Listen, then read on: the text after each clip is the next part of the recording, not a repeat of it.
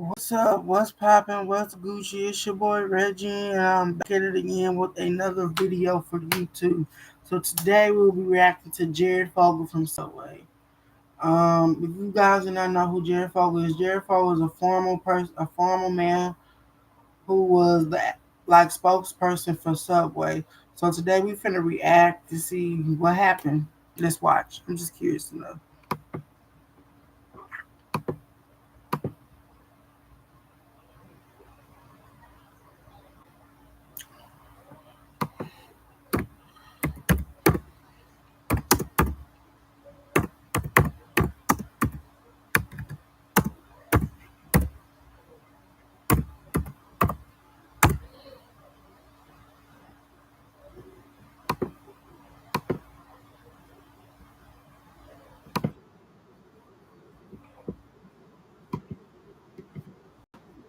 Slapping a face on their brand. We've got Ronald at McDonald's, the King over at Burger King, and then we have Subway's Jared. This man is currently behind bars for his crimes against children, and it's insane to me how Subway got away with promoting this man and giving him so much power for all those years. So let's talk about Subway's superstar, Jared Fogle. Today we're talking about Subway's most disturbing spokesperson, Jared Fogle. You guys remember Jared from Subway. He worked with the company from the years 2000 through 2015. He was featured in over 300 commercials and participated in hundreds of media appearances. Now that's how chicken should be. Subway, eat fresh. This story is so incredibly disturbing because there is so much evidence showing that Jared leveraged his power at Subway to take advantage of minors. But let's go ahead and start off by talking about where Jared came from and how he got involved with Subway. Jared Fogle was born in Indianapolis, Indiana on August 23rd, 1977. He grew up in a normal home with his father and his mother and two younger siblings, a brother and a sister. He later went on to attend Indiana University Bloomington in the year 2000 before he was introduced to Subway. Jared's first interactions with Subway started in April 1999 because an article was posted in the Indiana Daily Student. It was written by his former doormate, who wrote that Jared Fogle lost 245 pounds by exercising and eating a diet of Subway sandwiches. Later that year, Jared was featured in Men's Health magazine in an article titled "Stupid Diets That Work," and at that point he attributed his weight loss to eating Subway sandwiches. When a Chicago-based Subway franchise learned of Jared's story, they decided to take it to corporate, and Subway was interested in marketing his story. So the company decided to do a test run, and they put out their first Subway Jared commercial on January 1st, 2000, and it was an instant success. At the heart of Jared's routine are Subway sandwiches. Hey, Jared. Hey, guys. At Subway, you can choose from 7 sandwiches with 6 grams of fat or less, and they all taste great. Food for thought. Subway, it's the way a sandwich should be. Subway was sold on using Jared's story as a marketing. I'm so sorry, you guys. I cannot stand to look like. Why would you have somebody? He looks so disturbing, literally. And why is this photo right there? That is just, you know what, Reginald? Just shut up and do the damn reaction. Tactic. And after that first commercial, he was booked for hundreds more. Then he started appearing in person at Subway locations, and he was an instant celebrity. I find it so interesting how Jared was a cultural phenomenon. He was a real-life fast food celebrity, and people were obsessed with his story. I mean, at one point, his famous pair of jeans were featured in a museum, but his celebrity didn't last long because his poor choices and disgusting actions finally caught up with him in 2015. This woman, Rochelle, has been credited with taking down Jared from Subway. She worked with the FBI for 5 years to collect evidence against Jared. Rochelle is actually a former journalist and radio host. She met Jared in 2000 because they were both at a middle school health event. And at that point, she had a conversation with Jared that she found incredibly concerning. She made recordings of Jared's remarks and she kept text messages between them, and she decided to go to the FBI and report them. At that point, the FBI worked with Rochelle to collect evidence against Jared. So Rochelle spent 5 years collecting recordings and text messages. Here's actually one recording where Jared admits that he likes all types of children. I like all ages. That's the thing. I like all of them, Well, what makes it different? I mean, from one age to another, why does... Well, it just depends who's ready for what, and, who's going to give you the glance, you know what I mean? These recordings are absolutely sick. Okay, y'all, this lady should have been the head of the damn FBI because she had took them previously to the FBI, and the FBI said they could arrest her, but y'all won't go after the guy who said he loves a whole bunch of children. Make it make sense. I mean, he was referring to a glance that I guess a minor child would give to him that would give him the okay signal to go and prey on them. And it's not that hard, Jared said. He actually told Rochelle in one recording that it's not that hard to get these minors, and it's disgusting how comfortable he is talking about it. So it's just sharing stories, and then, we get a little closer and a little closer and a little closer, and before you know it, it just starts to happen. So it's not that hard to do? No, I don't know. Rochelle was determined to put Jared behind bars. She collected all of these recordings, but at one point she did reach her breaking point because literally Jared started preying on her own children. She has a son and a daughter, and he was asking her which room should he put a webcam in because he was trying to creep on her children. Listen to that conversation. After amassing 5 years' worth of recordings, Herman Warren finally reached her breaking point when Fogle mentioned her 2 young children. What if we put a camera in your kids' room? Would it be okay with that? Yeah. Yeah? Mm-hmm. Would you rather have it in your son or your daughter's room? Oh, I don't know. That would be, Which one do you think would be better? I don't know. You tell me. I can't even begin to imagine what Rochelle must have been thinking to hear this man talk to her on the phone about going and trying to get or, exploit her minor children. But actually, the whole investigation into Jared didn't start with Rochelle because Jared did pop up on investigators' radar because one of his business partners was already being investigated for CP, which I can't really say the word on YouTube. It's child PO. You know what I'm trying to say? Obviously something really devastating and heartbreaking, and something that Jared and his business partners were really invested in. This man's name is Russell Taylor, and he's actually the executive director of Jared's Foundation, which was founded in 2004. So Subway literally gave Jared Fogle his own charity foundation, and this man was helping him run it. Jared's Foundation was a nonprofit that helps children deal with childhood obesity.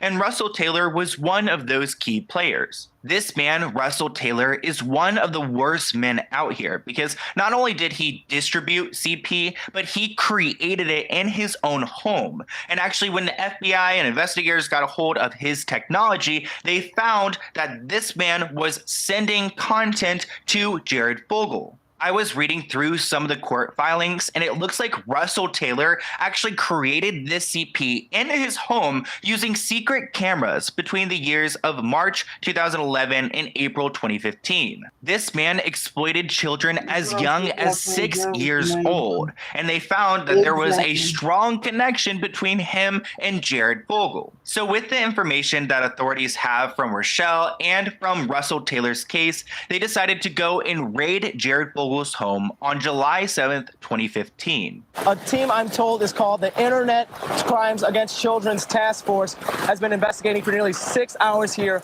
outside of Subway spokesman Jared Fogel's home here in Zionsville. Now, I've watched as the force has taken several items from out of the Subway spokesman's home and dropped them off in their mobile lab, a big white trailer parked right out in front of the Fogel's home here.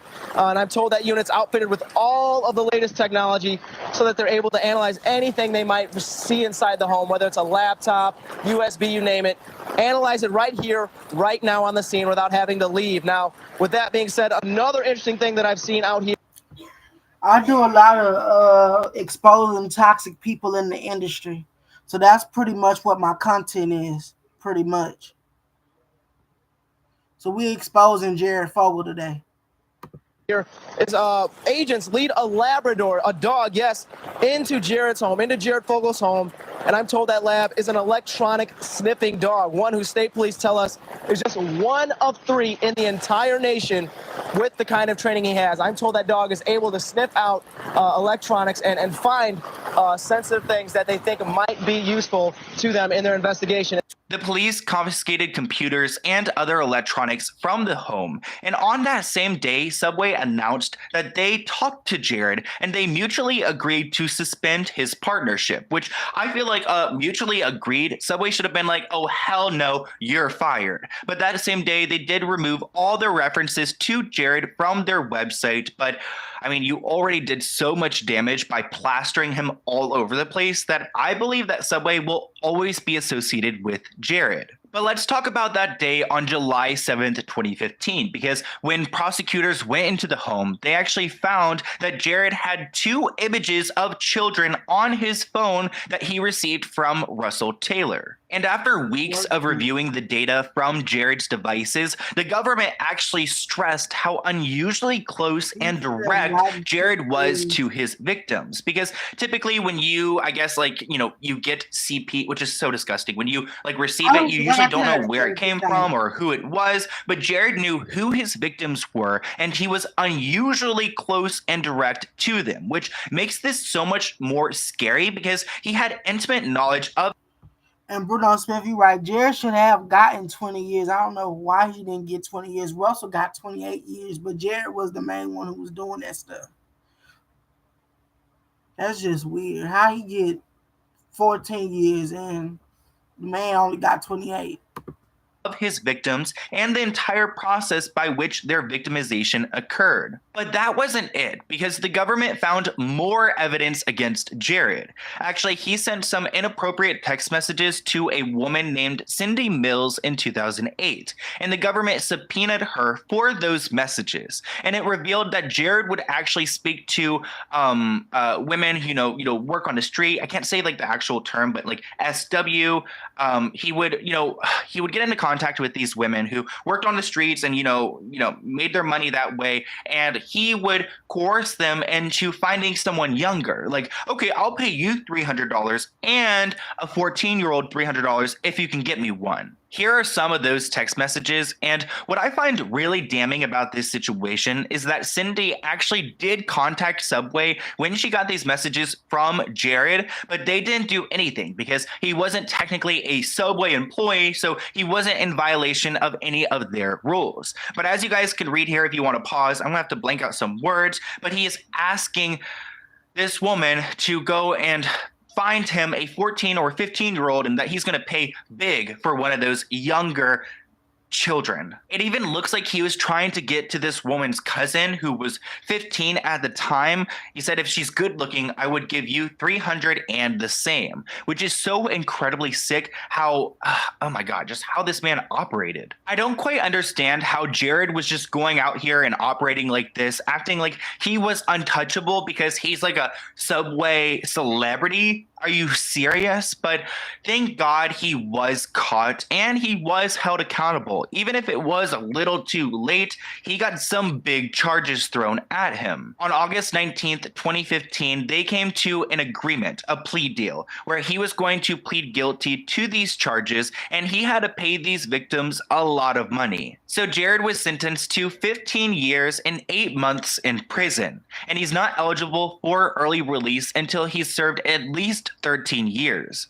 He was ordered to pay $1.4 million in restitution to 14 victims. And on top of that, he had $500,000 in fines. What's really disturbing is that Jared actually has 2 kids of his own with his wife, Katie, who actually filed for divorce against him. His family was also really shocked at learning all of this. They had no idea that Jared had all of these problems. So everyone denounced his behavior, and it looks like his wife left him and his kids are just not going to have a father because he decided he was more into kids than raising his own. I would like to mention that Jared's ex-wife actually ended up suing Subway in 2016. She claims that they knew that he was a criminal and they did nothing about it. Obviously, she was not happy to find out that her husband was this raging criminal, and she was quoted saying, "Finding out your husband and the father of your children is a child P word, and knowing that his job involved visiting schools on a regular basis is devastating." She also claims that Subway used their children and her likeness in a campaign that she did not consent to. It's clear that she's really frustrated with Subway's lack of action and accountability.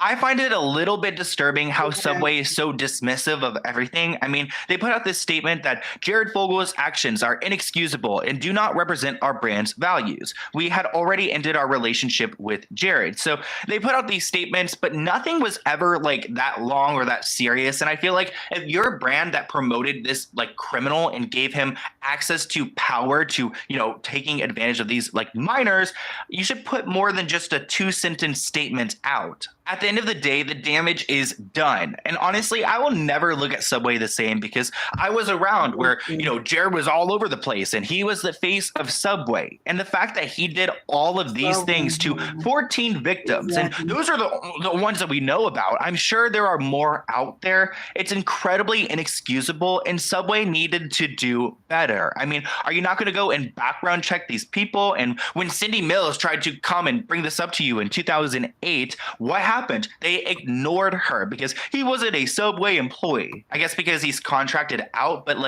still, morals here. But I want to hear what you guys think in the comments below. Honestly, any fast food restaurant should probably use an animated character.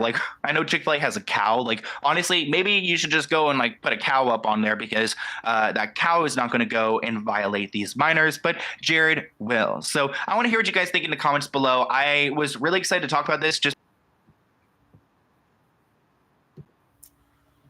So that's it, you guys. So I'm going to do another reaction video later. Make sure y'all like and subscribe. If y'all want more content, drop a comment below on who should I do a video about next.